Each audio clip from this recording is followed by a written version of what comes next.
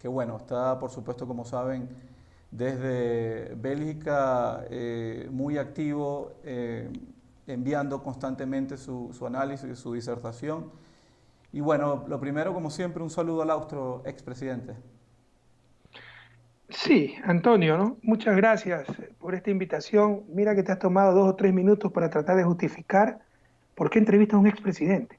Eso nos demuestra claramente la situación que se vive en Ecuador, llena de hipocresía. Nos hablan de libertad de expresión cuando ha habido un discurso único, cuando claramente nos han excluido de los medios de comunicación y con ello han secuestrado esos medios de comunicación hegemónicos la democracia. Los grandes culpables de lo que está ocurriendo son esos medios de comunicación que sostuvieron 3 años a un gobierno inepto, incompetente, deshonesto, pero solo para que nos persiguiera, porque nos odiaban esos medios de comunicación.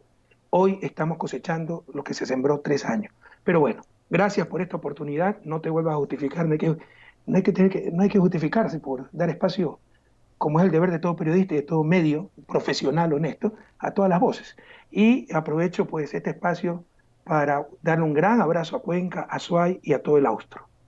Perfecto. Y bueno, vamos a hacer una entrevista bien interactiva, con muchas preguntas del público, como me gusta hacerla. Yo soy un periodista de calle y realmente ando escuchando a la gente, viéndola y no juego al protagonista, no juego a ser famoso. Yo con eso no pago nada en el supermercado. Yo simplemente voy, escucho y traslado a mis entrevistados. Lo primero que le quería preguntar es esta, digamos, acusación que es parte de una narrativa que se está haciendo cada vez más fuerte y que tiene que ver con el hecho de que este país en momentos de crisis no puede optar, como está optando países vecinos como Colombia o Perú, a un fondo, digamos, de reserva, ¿no? Dicen, se suprimió el fondo de solidaridad, el señor Correa suprimió el fondo el 13 de noviembre del 2009 y se gastó toda la plata. Ese fondo tenía 7.000 millones de dólares en activos para emergencias. Hoy debemos poner de nuestros bolsillos y endeudarnos. ¿Qué le responde a la gente que dice este tipo de cosas?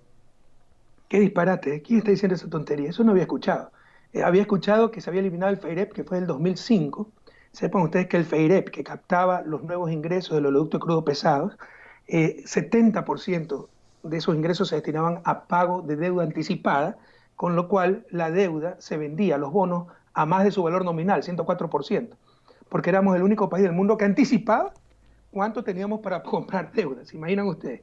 20% era para un fondo de estabilización que era para pagar más deuda y solo 10% para educación y salud del pueblo ecuatoriano. Con esos contratos, en esa época, nosotros renegociábamos los contratos petroleros, de cada 100 barriles recibíamos 20, es que la memoria es frágil. Si esos 20, solo 10% iba para educación y salud, significa que de cada 100 barriles, solo 2 iban para educación y salud del pueblo ecuatoriano.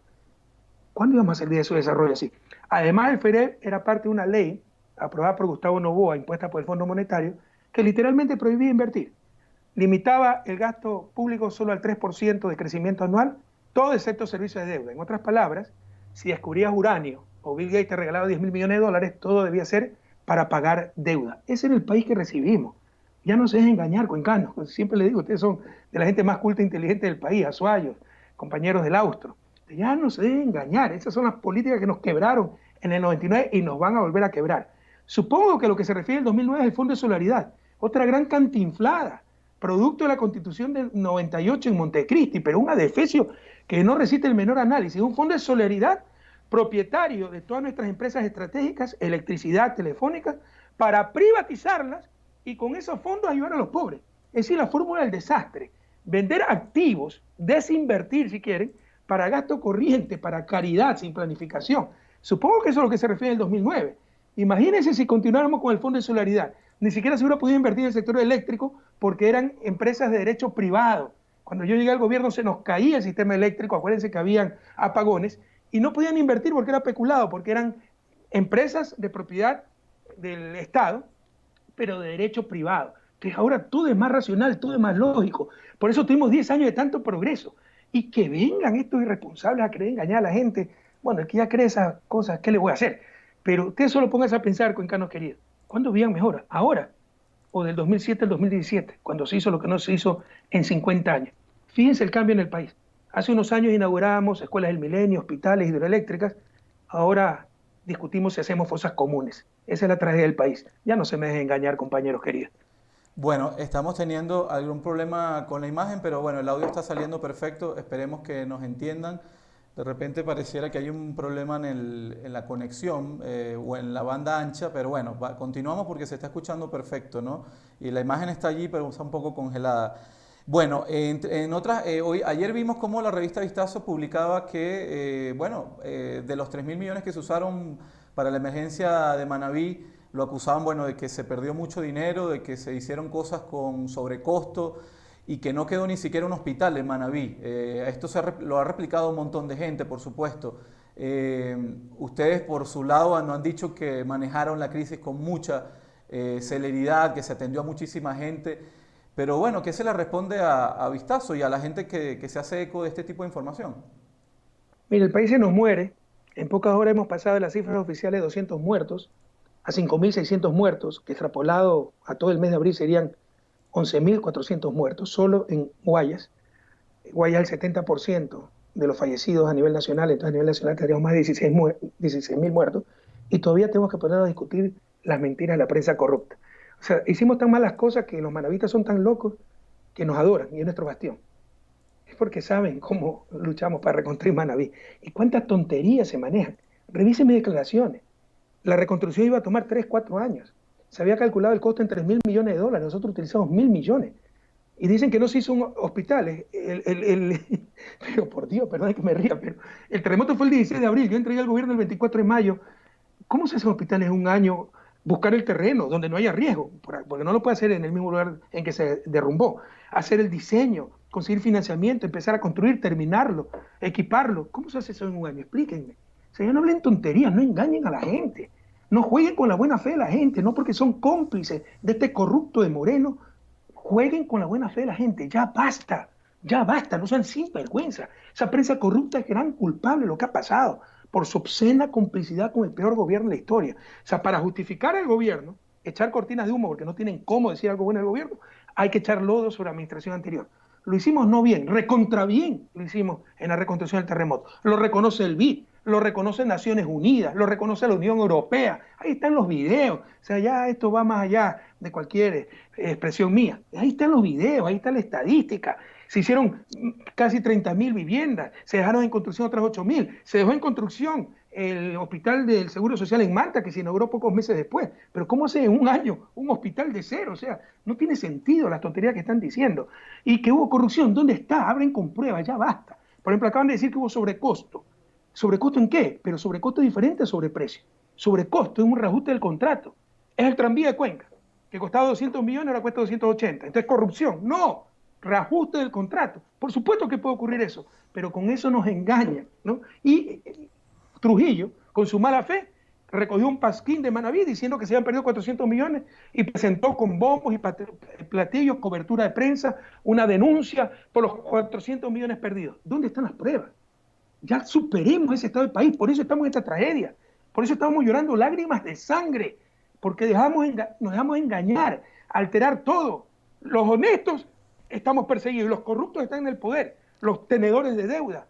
Los que hacíamos escuelas del milenio éramos los equivocados, los que hacen escuelas unidocentes esos son los correctos. Los que hacíamos hospitales de 500 camas éramos los populistas. Los técnicos son los que votaron 12.000 funcionarios de salud. ¿Hasta cuándo vamos a soportar esto, cuencanos? No entienden que esto nos llevó a esta tragedia.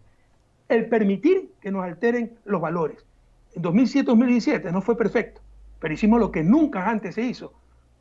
Fuimos de los mejores gobiernos, administradores de la historia, lo reconoce el mundo entero, Latinoamérica, los indicadores sociales, económicos. Pasamos de un país de renta baja a renta media de acuerdo al Banco Mundial, un país de desarrollo humano, esta es estadística mundial, un país de desarrollo humano medio a desarrollo humano alto de acuerdo a Naciones Unidas. Por supuesto no se puede hacer todo, por supuesto va a haber errores, por supuesto va a haber un traidor que cayó en la tentación de la corrupción, pero el balance es muy positivo. No se me debe engañar, sí, porque por ese engaño, por esa manipulación, es que estamos llorando lágrimas de sangre en este momento. Y de eso vamos a hablar ahorita, del tema de la corrupción. Llegan muchas preguntas. Alejandro Flores, le quiero pasar esta pregunta. Ya lo contestó de alguna manera, pero para que lo reafirme, ¿no? En todo caso, lo que usted piensa. Alejandro Flores le pregunta por qué el Ecuador no tiene reserva para catástrofe, como en otros países sí tiene. ¿Qué pasó con ese dinero? ¿Quién le dijo eso? ¿Quién le dijo eso? Tenemos cerca de 3.000 millones del fondo de liquidez, pero es plata de la propia banca para que no nos pase en el 99. si la memoria no me falla, no tengo datos actuales, pero más de 1.000 millones en el Fondo de Garantía de Depósitos para que no nos pase lo de 1999. Tenemos reservas cerca del triple de lo que teníamos antes del gobierno, pero estos señores, por su estupidez, prohibieron que el Banco Central financie al gobierno. Ahorita podría financiar cerca de 2.500 millones el Banco Central al gobierno. Lo prohibieron por su fanatismo, para que esas reservas vayan al exterior o vayan a la banca privada. La Federal Reserve está financiando al gobierno de Estados Unidos, el Banco de Inglaterra al gobierno del Reino Unido, el Banco Europeo a los gobiernos europeos. Tiraron a la basura el Tratado de Maastricht, que era un tratado muy riguroso a nivel fiscal. Y aquí prohibieron que el Banco Central financie. Y vea las estadísticas, por aquí la tengo, déjame ver si la consigo después con más calma, pero tenemos cerca del triple de reservas. Revisen, porque así nos engañan, ¿no? Dijeron que estábamos sobreendeudados, mientras el Fondo Monetario mandaban las cifras reales de, por ejemplo, solo 5.7% de deuda externa. Así nos engañan. Pero, por ejemplo, lea el proyecto de ley que acaba de mandar ayer el gobierno. Léalo, por favor, Antonio, para que veamos quién es quién. Dicen, las reservas internacionales están estabilizadas, pero a la gente le meten cuento que dejamos sin reserva al país. Los que se han comido la reserva es esta gente. Cada vez que se importa Nutella, cada vez que los bancos rompen récord en utilidades en una economía de crecimiento y mandan esa plata afuera, eso disminuye reservas. Han permitido fuga de capitales, lo que han destrozado las reservas son ellos, pero de todos modos, tenemos una reserva el triple de grande que antes, y es tanta la mala fe y la ignorancia que comparan con las reservas de Colombia y Perú. Cuando un país con moneda nacional necesita respaldo para esa moneda, las reservas tienen otra función. No se puede comparar peras y camellos, pero así nos engañan. Ya no se dejen engañar. Pero la liquidez en caso de emergencia. Si nadie niega que se requiere liquidez, pero también se requieren hospitales, ¿no? Imagínense tener mucha liquidez y no tener los hospitales. Pero hay que ser inteligentes pues, para manejar la liquidez. Como lo hicimos, vea el video. Hoy día mandé un Twitter con eso, un tweet, ¿no? Como el BID nos felicita porque primera vez en el terremoto del 2016 que se aplicaban los créditos de contingencia del BID. Es decir, en lugar de poner plata bajo el colchón que se requiere para educación, salud, carreteros, le decimos al BID, si tengo un problema, enseguida me presta plata. En 48 horas tuvimos 160 millones de dólares. Lo dice el representante del BID. Entonces hay formas inteligentes de manejar la liquidez que no sea lo que nos dicen los ortodoxos, meter la plata bajo el colchón. Estas son las reservas, las reservas promedio. No sé si se ve en pantalla. Miren cómo subieron en la década ganada. ¿Ok?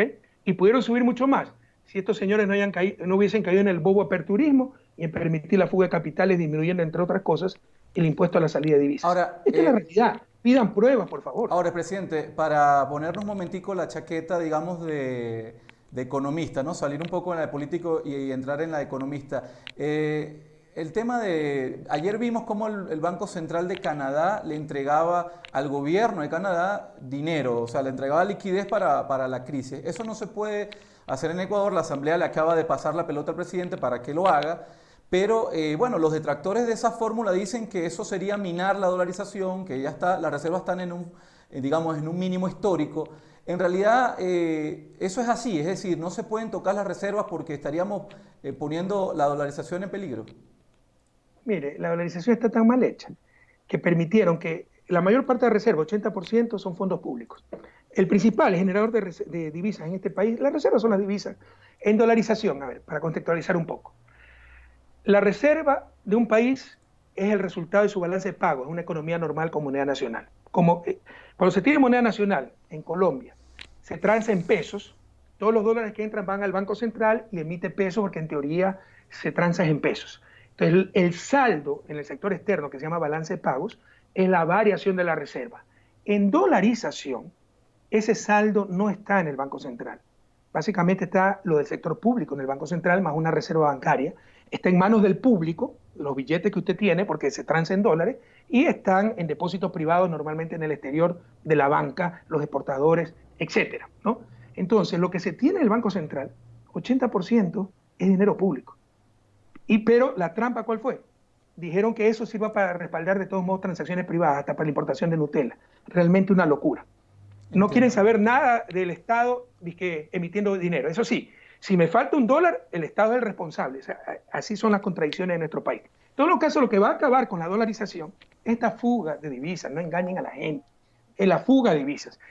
Que el Banco Central preste al gobierno su propia plata es lo obvio, ¿no? Porque no tenemos moneda nacional para respaldar porque incluso esa reserva está invertida en el exterior, estamos financiando a Estados Unidos. Es un completo absurdo.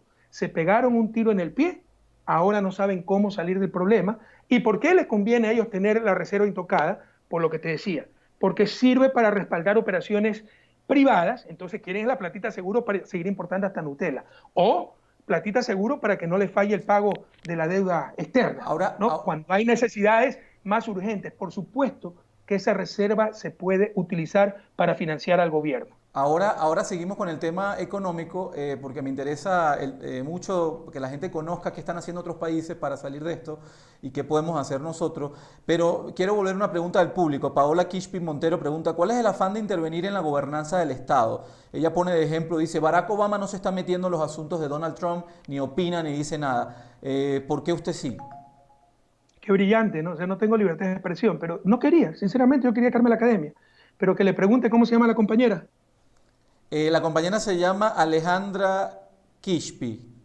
Alejandra, pregúntale a Barack Obama si tiene 31 juicios penales. Si Trump lo está persiguiendo como nos están persiguiendo a nosotros. Paola Kishpi, perdón, Paola Kishpi. Bueno, Paola, pregúntale pues a Barack Obama si tiene 31 juicios penales, ¿no? Y de seguro, lo que pasa es que no nos llega acá, pero los demócratas están muy activos porque Trump ha manejado muy mal la crisis. Además que tienen todo el derecho a intervenir, pero Sí, en lo personal, yo no quería, sí, yo quería sí. retirarme, pero tampoco puedo permitir que se destruya mi patria, que se persiga a mis compañeros, que se me persiga a mí, que calumnien tanta canallada, tampoco se puede permitir aquello.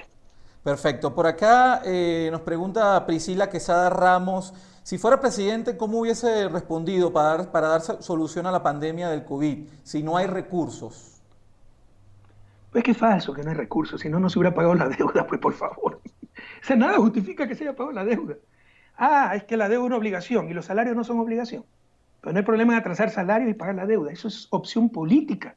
Depende de quién esté en el gobierno, a quién representa. Y están los tenedores de bonos. Pagar la deuda se llama remuneración al capital. Los salarios se llama remuneración al trabajo. ¿Qué ley dice, qué teoría dice que la remuneración al capital tiene supremacía sobre la remuneración al trabajo? Por el contrario, la ética sí te dice que el trabajo humano tiene prioridad sobre el capital. Mira, ¿qué hubiéramos hecho si aquí no tenemos que inventar nada? El virus no lo ha creado este gobierno, la catástrofe sí. Son responsables. Ahora hay que unirnos y salir adelante, salvar vidas, pero después tendrán que responder ante la justicia. Esto es negligencia criminal lo que ha pasado. Estamos ante una verdadera catástrofe. ¿Qué hubiéramos hecho? Si no hay que decirlo, hay que verlo. El 2009, epidemia de gripe porcina. Ecuador es el primer país en América Latina en tomar decisiones. Y fue el que mejor enfrentamos esa gripe porcina. 2016, en 30 segundos, en pocos segundos tuvimos más de 600 muertos. A ninguno le faltó un ataúd. Ninguno dejó de ser identificado. Ninguno dejó de tener un entierro digno. ¿Cómo es posible que cuando teníamos decenas, centenas de muertos en Guayaquil, les dieran cajas de cartón para enterrar a sus muertos? ¿Cómo es posible que en emergencia se puede requisicionar empresas? Es como la guerra. Usted tiene una empresa de olla, no es que le está preguntando, ¿puedes, quieres, cuánto me cobra? Usted me hace municiones y después veo cómo le pago y cuándo le pago.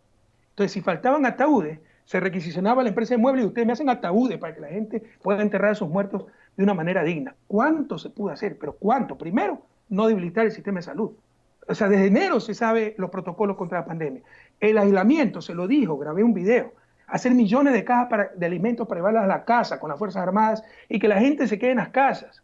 En Guayaquil es imposible sostener un aislamiento cuando el 60% de la gente es autónoma, se gana el pan día a día, si no le llevan la comida a la casa. Nunca se hizo aquello. Pruebas, dijeron que venían 2 millones de pruebas. Era falso. Debimos haber hecho ya unas 100.000 pruebas. De acuerdo al gobierno vamos por 25.000, la cuarta parte, ya el mal está hecho. Desde que se supo lo de la pandemia, equipar los hospitales, recontratar el personal de salud que se había despedido, comprar respiradores, no hicieron absolutamente nada. Incluso si lo hacemos ya en este momento todo, ya el mal está hecho. De aquí en las próximas semanas solo vamos a recoger más muertos en ciudades como Guayaquil. Es durísimo. Por otro lado, le han criticado mucho, expresidente, que usted en plena crisis sanitaria no está colaborando en nada, que anda en una campaña de derrocamiento o de destitución del presidente Lenín. Incluso, bueno, habló de apoyar a candidatos de derecha, ¿no? Como Jaime Nebot. ¿Qué le responde a la gente que siente que usted está en plena crisis en una campaña de derrocamiento o de destitución del presidente? Que digan lo que quieran, ¿no? Yo de joven tengo un problema, ¿no? Puede ser una virtud, pero también un problema, que algunas veces veo más lejos que el resto. y lastimosamente en tierras de ciegos el tuerto no es rey sino un loco. Acuérdense en octubre, ¿ya? Le dije, él tiene que hacerse muerte cruzada. Fíjese si se hacía muerte cruzada en octubre, cuán diferentes serían las condiciones ahora. Pero por no darle la razón a Correa, un gobierno que estaba clínicamente muerto, lo sostuvieron pese a los 11 muertos, a los 1.300 heridos, 1.200 detenidos. Fíjense las consecuencias, un gobierno que no representa a nadie. Desde que empezó la desinstitucionalización, les dijimos, cuando sacaron al vicepresidente, esto no es solo por Jorge, esto es por el país. Bueno, íbamos por el tercer vicepresidente. Imagínense si Jorge Glass hubiera estado en la vicepresidencia a cargo de la emergencia como se hizo cargo de la emergencia en Manabí. Y no le quiero nombrar el 7 veces sí, se le advirtió, el Trujillato, el dinero electrónico. ¿Hace cuántos años lo propusimos? Que no, que era para bajarse la dolarización.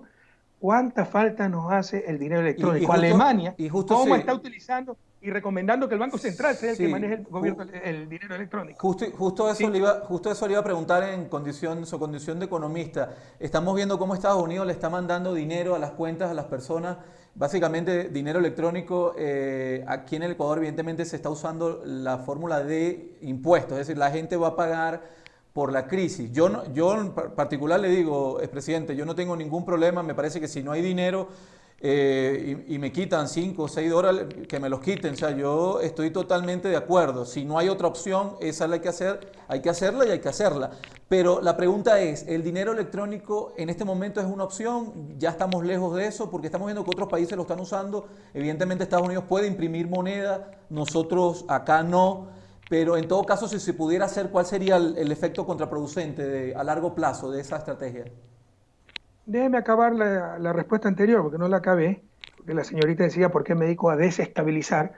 Yo fui el primero en video a apoyar a este gobierno que criminalmente nos ha perseguido, pero cuando sacó el decreto de excepción el 16 de marzo hice un video, le dije, hay que estar unidos, hay que tener autoridad, hay que respaldar al gobierno.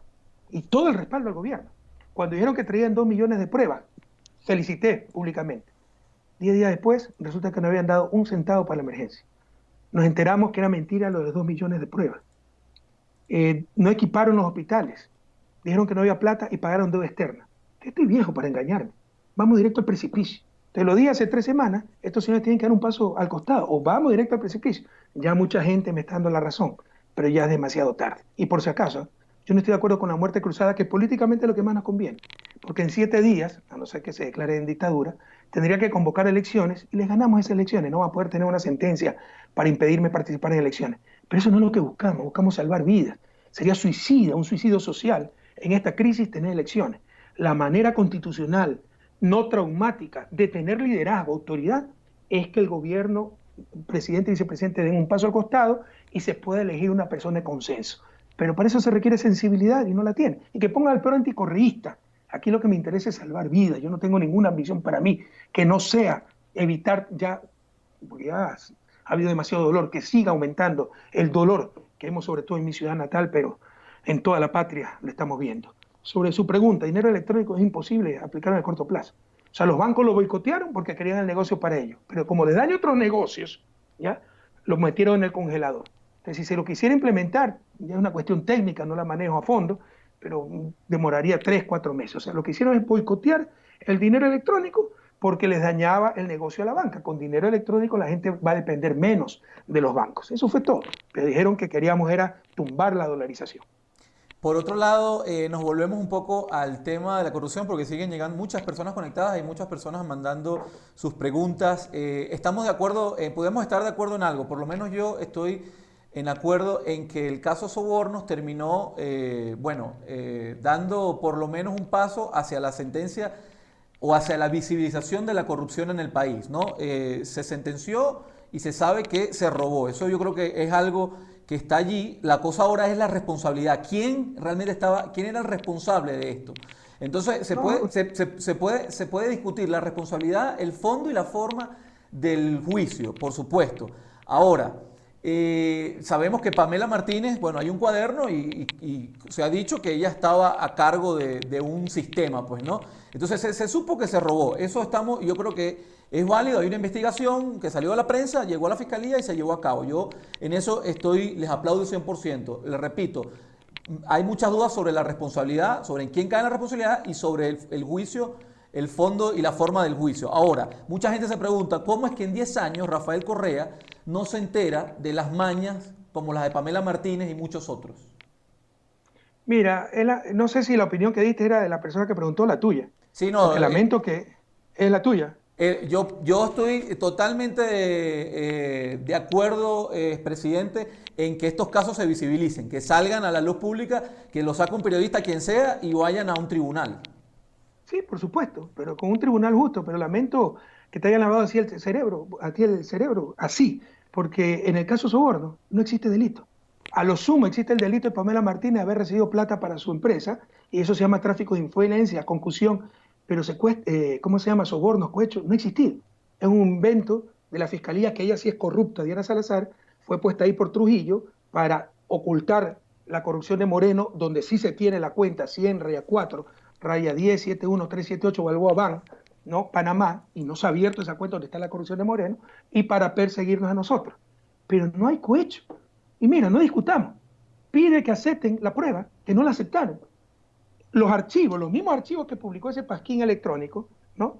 Que fueron ya auditados, peritados por una empresa internacional, que demuestran que fueron manipulados hasta el 2018 y puestos, sembrados en la computadora de Laura Terán, asistente Pamela Martínez, para crear este show, donde mezclaron todo.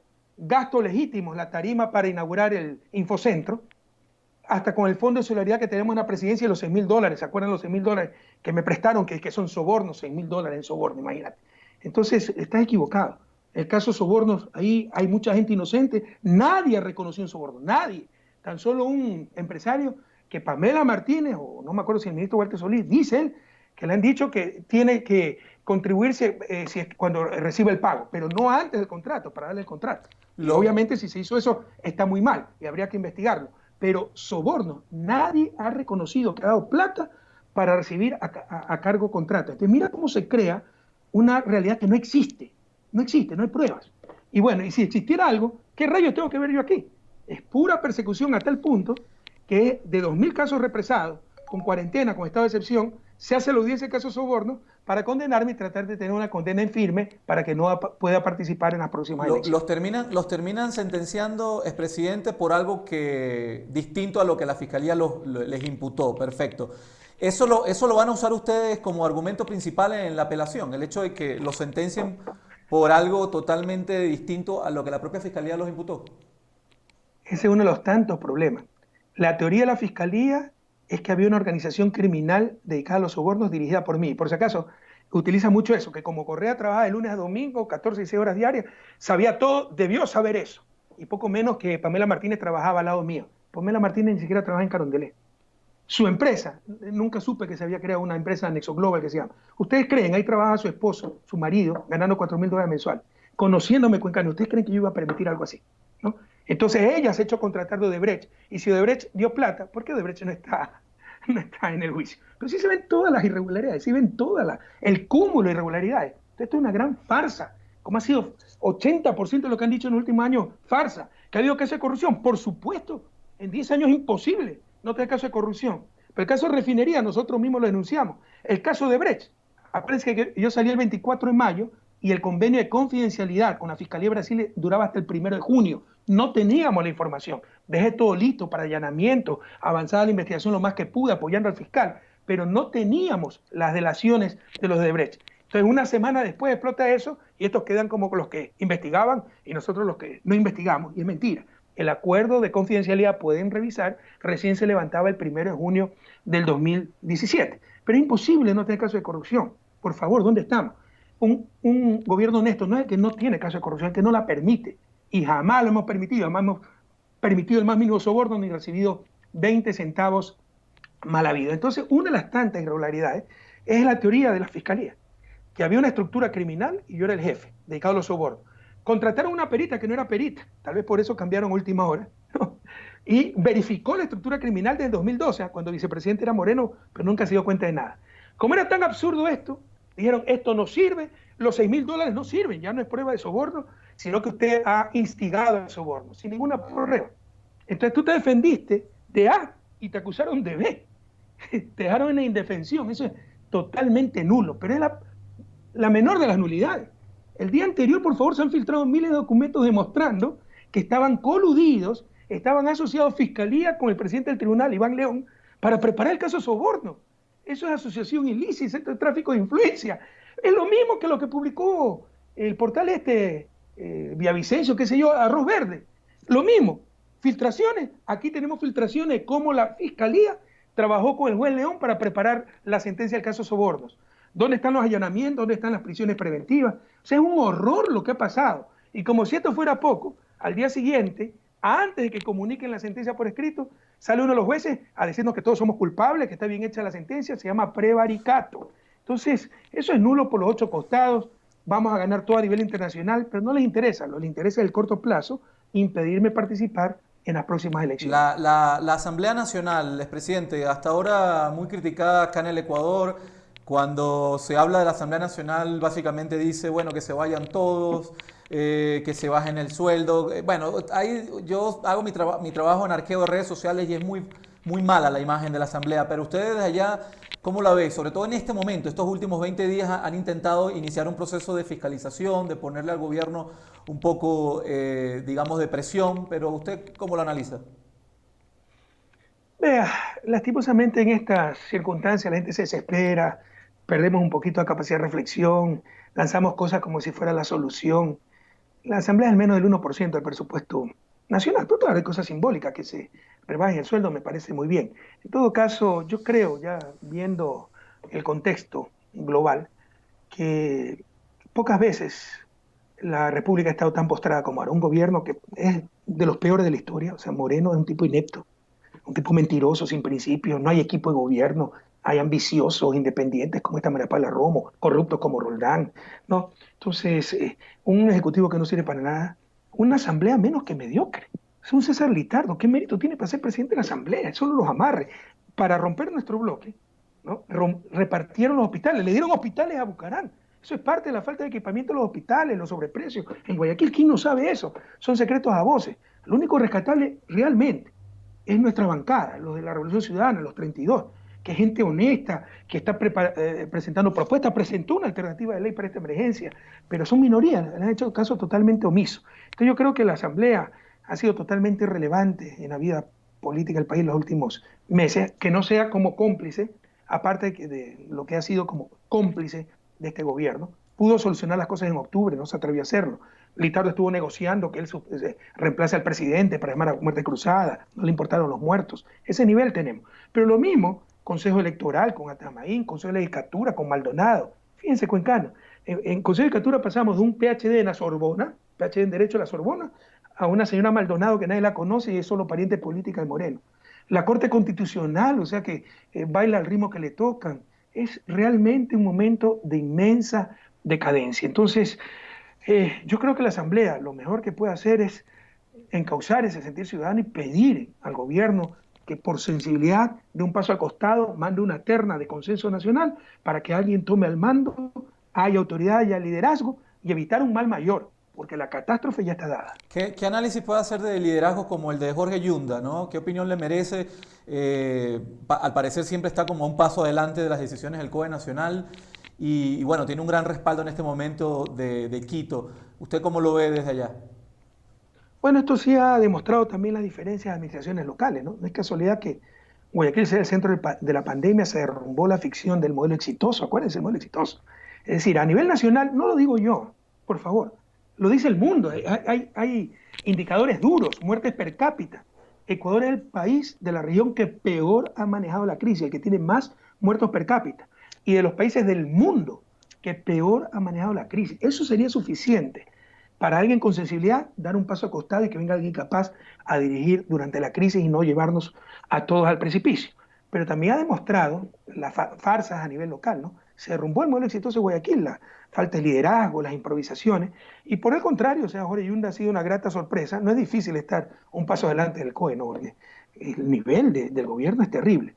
Pero además, Quito tuvo la suerte de que el alcalde es médico, entonces sabía lo que enfrentaba y ha tomado decisiones correctas, ha logrado un gran respaldo y ha logrado proteger en gran medida a Quito, pero es muy difícil protegerlo totalmente, pero ha hecho lo correcto y oportunamente. Y bueno, es bueno, yo esto se lo he preguntado a todos los entrevistados todos estos días, el análisis se hace complicado, ¿no? Pero dentro de todo lo que está pasando, el presidente, algo bueno ha tenido que hacer el gobierno nacional. Ha puesto la cara, el vicepresidente ha puesto la cara, ha salido, ha trabajado, lo han acusado de hacerse demasiadas fotos, pero está allí, está poniendo la cara, ¿no? Si usted tuviera que reconocerle algo al gobierno nacional, ¿qué sería? Porque esto es bueno también, ¿no? Que la gente entienda que tampoco estamos como un barco a la deriva. O sea, hay alguien allí tomando. Jorge Waters por lo menos ha sido muy, muy eficiente desde que lo pusieron en el cargo en el tema de los cadáveres. Sí, ha sido bastante eficiente para recoger cadáveres, ¿no? Reconozco que Jorge Waters se ha portado valiente, pero o sea, yo temo decirte, Antonio, perdóname, yo estoy aquí no para adornar las cosas, sino para decir la verdad, que somos un barco a la deriva. No hay estrategia, no hay programa macroeconómico. Esa ley es una ley de ingresos. No están haciendo nada para proteger la dolarización que empieza evitando la fuga de divisas. Por el contrario, eliminaron aranceles, eliminaron impuestos a salida de divisas, están saliendo miles de millones de dólares. Para cuando esto colapse, ya los banqueros tienen segura su platita en paraísos fiscales porque son los gobernantes, son los que están gobernando. Recibe órdenes del gobierno de parte de EGAS, de Lazo, de Acosta y todos los grandes banqueros del país. Mira, yo sinceramente, y lo dice el mundo, o sea, somos ejemplo de lo malo. Antes éramos ejemplo de todo lo bueno, ahora somos ejemplo de lo peor. Somos un barco a la deriva, no hay conducción. Tú dices, el vicepresidente, la honestidad es también reconocer para lo que uno está preparado y lo que uno no está preparado. O sea, si a mí me quieren encargar ser profesor de baile, o sea, yo bailo con el ritmo de un grillo acalambrado. Entonces tengo que decir, no, no estoy preparado para esto. Entonces el vicepresidente lo que está haciendo es relaciones públicas, pero dime una medida estratégica que haya tomado, una medida global. Ah, que ya dijo que estaba equipado el Corral Moscoso de Cuenca, qué bueno, pero eso debe estar hace 2 meses. Po. Y lo que está es haciendo relaciones públicas porque es el candidato presidencial del gobierno y de la derecha, no nos engañemos. El tercer vicepresidente de este gobierno, le regalaron el cargo por ser de buena cuna y lo pusieron a dirigir la crisis porque está escondido Moreno. Pero ¿qué pensamiento estratégico, qué acción colectiva global ha tomado? Sino que visitar, repartir fundas de comida, tomarse la foto, está haciendo relaciones públicas y no estamos para eso, por favor. Estamos para dirigir la peor crisis de la historia del país. Una pregunta de Junior Ochoa. Expresidente, la justicia ya lo ha inhabilitado a usted para las próximas elecciones. Ahora van a querer inhabilitar al partido para que no tenga ningún candidato. ¿Cuál es su plan? Y si no hay plan, es ustedes deciden. Ya, si ustedes aguantan todo eso, porque eso es lo que quieren.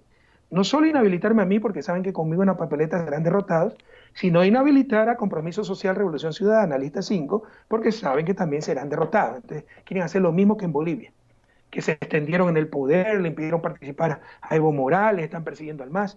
Pero ya depende del pueblo ecuatoriano la respuesta a eso. Yo hago lo que puedo hacer desde acá, mi desesperación, mi angustia porque veo cómo se cae en pedazos la patria. Estábamos en el camino al desarrollo, de nuevo nos retrasaron 20 años, pero ya no sé qué más hacer. Entonces, algunas veces los líderes también podemos decir, ya no sé qué más hacer. Mire, es parte de la honestidad. Entonces, ya háganlo ustedes. Su voto es su mejor arma.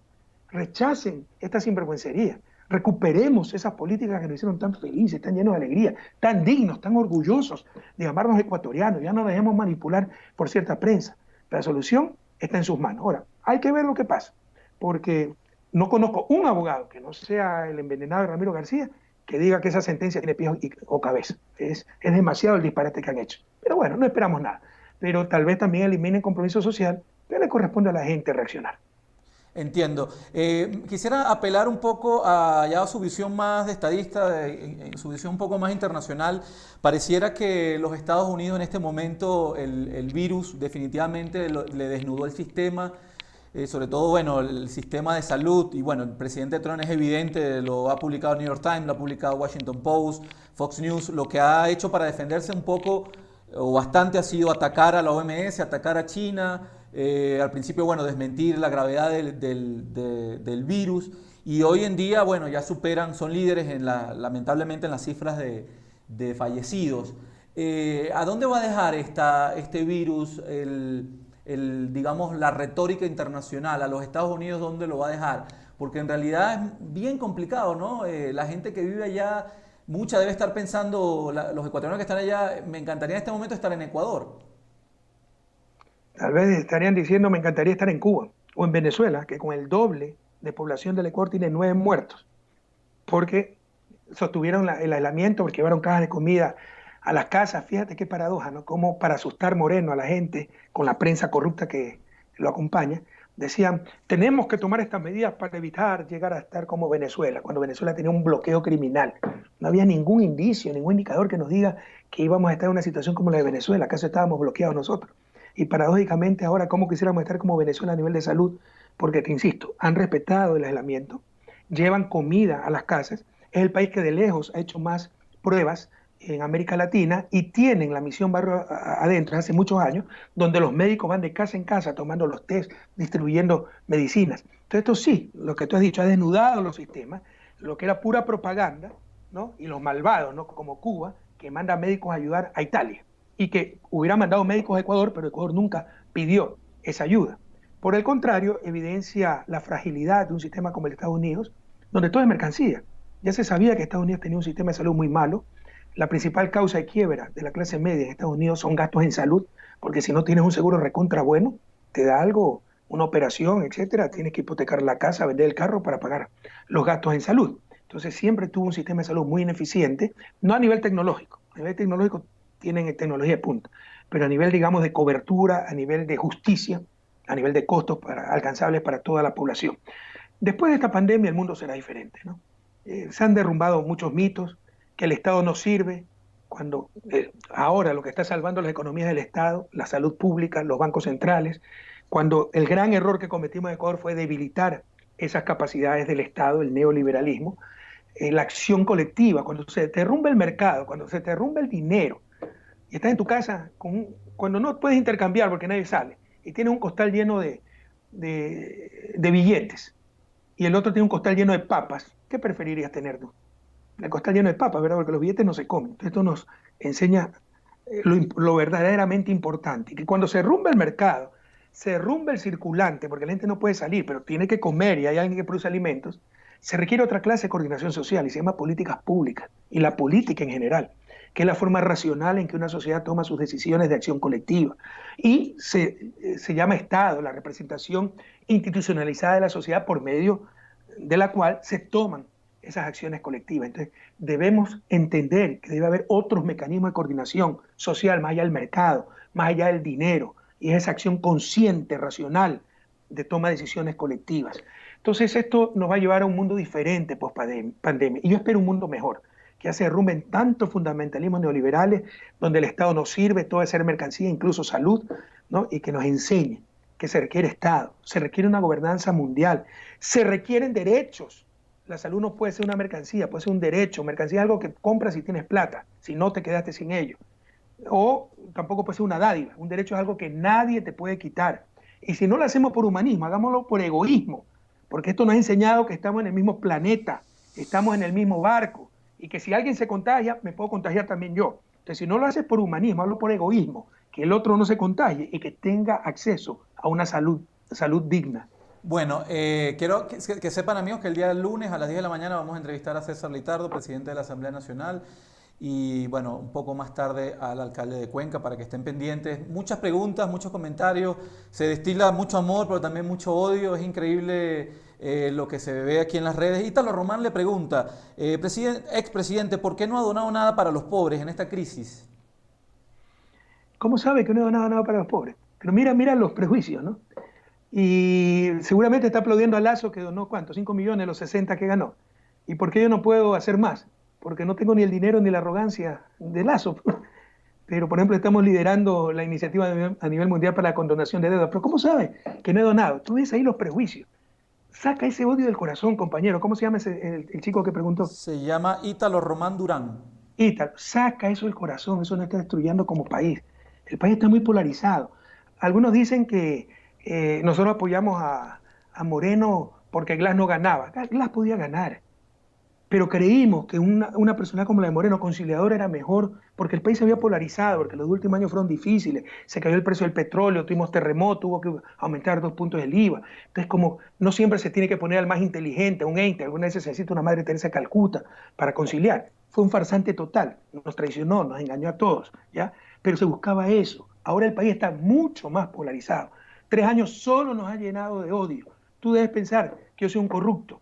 ¿Cuándo me has encontrado 20 centavos mal habidos? Hasta la última pluma que recibí la dejé en el Palacio de Carondelet. Soy el único presidente que lo he hecho. ¿Dónde están los regalos que ha recibido Moreno y su mujer? Nosotros dejamos todo para el pueblo ecuatoriano. Y Wilson, ni me conoce y seguramente piensa que soy corrupto.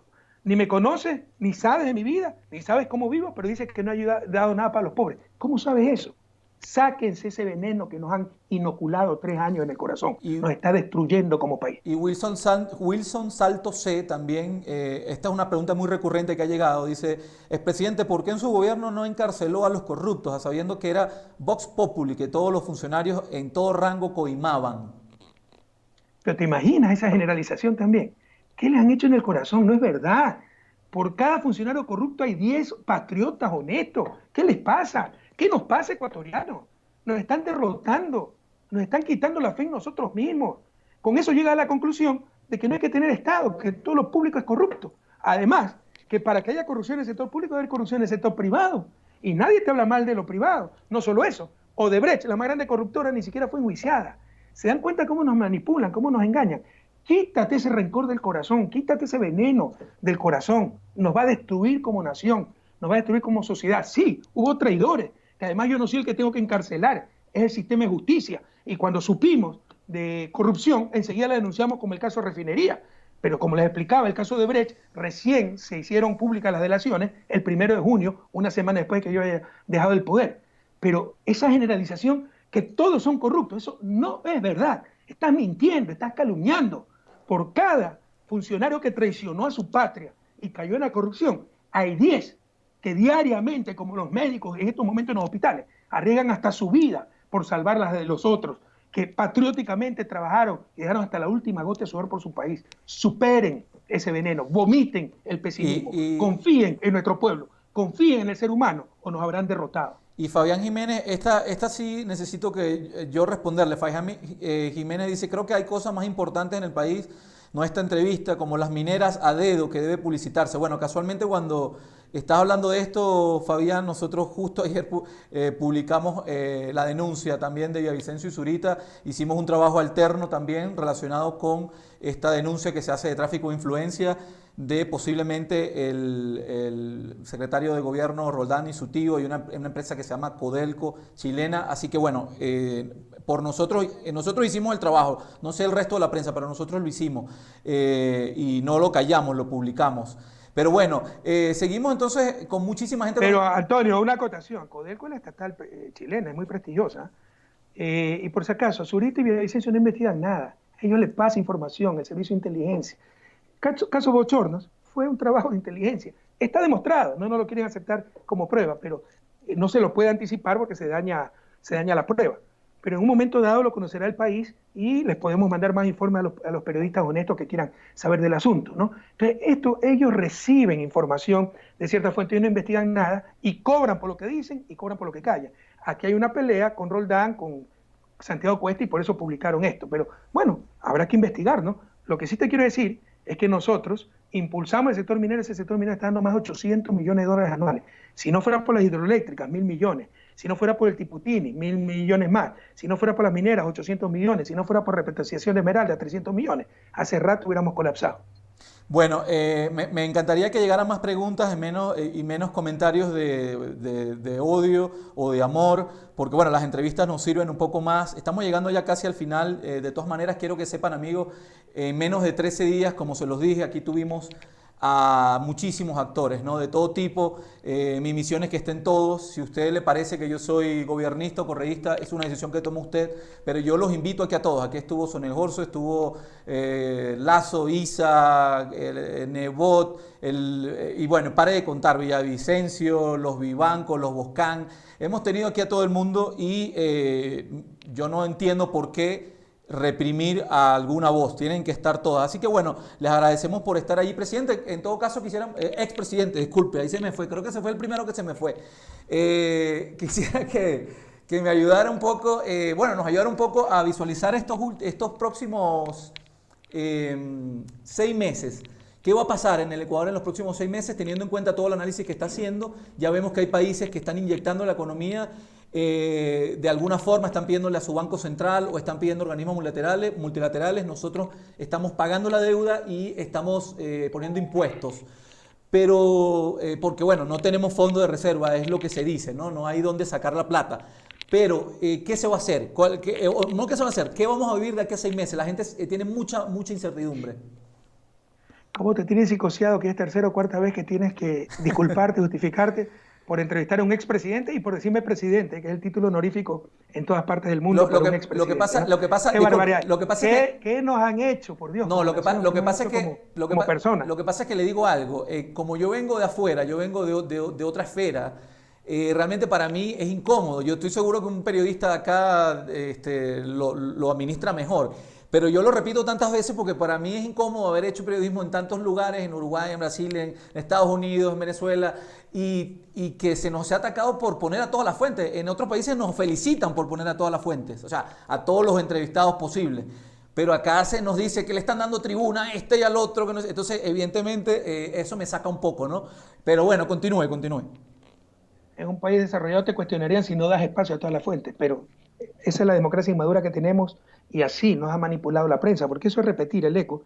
El joven Ítalo que decía, no me acuerdo quién decía, bueno, las cosas, los prejuicios contra mí, Ítalo Román. Ya, de gente que ni me conoce, es lo que reciben de la prensa.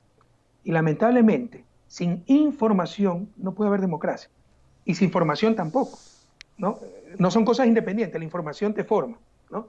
Pero sin una educación crítica para procesar, por ejemplo, las barbaridades de la prensa, ¿no? Se robaron 70.000 millones de dólares. El PIB promedio de estos 10 años debió ser 70.000 millones de dólares. Se robaron 100% del PIB. Y tantas obras que hicieron, pese a que se robaron 100% del PIB. Deberían darnos el premio Nobel de Economía. O sea, no resiste el menor análisis. Pero cuando no tienes capacidad crítica, recibes todas estas barbaridades y te las guardas en el corazón. Vomiten ese odio, por favor. Vomiten el pesimismo. Así nos dominan, compañeros. Nos han envenenado el alma. Y así nos derrotan. No permitamos que nos derroten los mismos de siempre. Mire, yo no soy optimista. O sea, soy optimista por naturaleza, soy realista. Pero miro siempre alto, pero con los pies bien puestos sobre la tierra. Yo creo que lo peor está por venir. No me equivoqué, lo dije hace un par de semanas. Miren cómo ya tuvieron que reconocer los miles de muertos. Por más que se haga todo lo que se tiene que hacer en este momento, que no se está haciendo, esto seguirá aumentando, ¿no? Porque ya son las omisiones de las últimas semanas. Se nos viene una grave crisis económica, no se está haciendo nada al respecto. Esa ley urgente es tan solo para recaudar impuestos, recargándole a los trabajadores. ¿Por qué los trabajadores pagan 5, 10, 15, 20, 35%? Así sean ricos, grandes salarios. Pero las empresas de sus dividendos solo pagan 5% y las que ganaron más de $1 millón. Había que requisicionar todas las utilidades. En el estado de excepción, se puede anticipar impuestos. Anticipe impuestos 4 años, 100%, y es crédito tributario. Después le voy descontando los impuestos que me tiene que pagar y le pago a largo plazo. Pero como te daba el ejemplo hace un momento, estamos en una guerra. Hay que ordenarle, no hay que estar diciendo, bueno, ¿cuánto me cobra? Ustedes, en vez de hacer ollas, ahora me hacen balas y después veo cómo te pago y cuándo te pago. Estamos ante la peor crisis de la historia del país y no hay liderazgo ni autoridad. Entonces, lo que hace esa ley es básicamente recoger algunos fonditos, pero no es un programa, además asimétricamente, ¿no? Cargándole a los trabajadores y dejando intactas, 95% intactos las utilidades. ¿Por qué no le cobran mucho más a los bancos, que son los que han lucrado de este modelo económico y han cogobernado y han roto récord en utilidades? Solo ellos han ganado más de 600 millones de utilidades. Entonces, en realidad, indigna, ¿no? Además, esa ley tiene otras cosas terribles, ¿eh? Acuerdos bilaterales empresarios-trabajadores, eso quiere decir que van a aplastar a los trabajadores, pero bueno, no me han preguntado sobre aquello. En todo caso, no hay un programa económico. Yo temo que se nos puede ir hasta la dolarización, porque siguen saliendo divisas, no hace absolutamente nada el gobierno para controlar, porque son ellos los que sacan divisas, son ellos los tenedores de bonos. Les puede haber un colapso económico muy grave. De todos modos, ya se calcula, Fondo Monetario, CEPAL, que Ecuador va a decrecer, es el país que más va a decrecer en América Latina, 6.7%. Para ponerlo en perspectiva, aquellos que tienen 40, 50 años y se acuerdan del 99, crecimos el 4.7% decrecimos el 4.7% en esa crisis.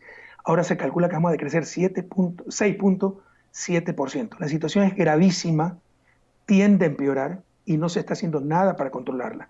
Dios quiera que me equivoque, por favor. Ojalá después de un mes, 2 meses, tengamos una entrevista similar y si me dice se equivocó presidente, expresidente, voy a ser el primero en dar gracias a Dios. Pero yo creo que la situación sanitaria va a empeorar. La situación económica se viene un colapso y no están haciendo nada para mitigarlo, por el contrario, están haciendo mucho para exacerbarlo. Eso puede generar una crisis humanitaria, la gente no va a resistir estar en las casas, sobre todo en Guayaquil, va a salir a buscar alimentos, no va a haber comida, no va a haber ingresos, puede generarse violencia, puede irse por las bravas del sistema democrático en lugar de que el gobierno dé un paso al costado pacíficamente. Y bueno, podemos estar en una crisis humanitaria generalizada. Y el próximo gobierno le va a tocar administrar ruinas, una catástrofe. Dios quiera que me equivoque. Yo siempre he sido optimista, siempre trato de ver el lado positivo de las cosas, pero también soy realista. Y la situación es extremadamente dura. Estamos enfrentando la peor crisis en la historia del país en las peores condiciones, sin gobierno, con un Estado absolutamente debilitado, con un país polarizado, con una presa manipulando, haciendo politiquería, persiguiendo en plena crisis. Dios quiera que me equivoque, en todo caso, siempre hemos salido adelante, saldremos adelante. Pero Bueno, lamentablemente ya se ha pagado un costo muy alto y temo que se seguirá pagando ese costo. bueno, amigos que nos escucharon y nos vieron, disculpen por algunos inconvenientes que tuvimos al principio con la conexión.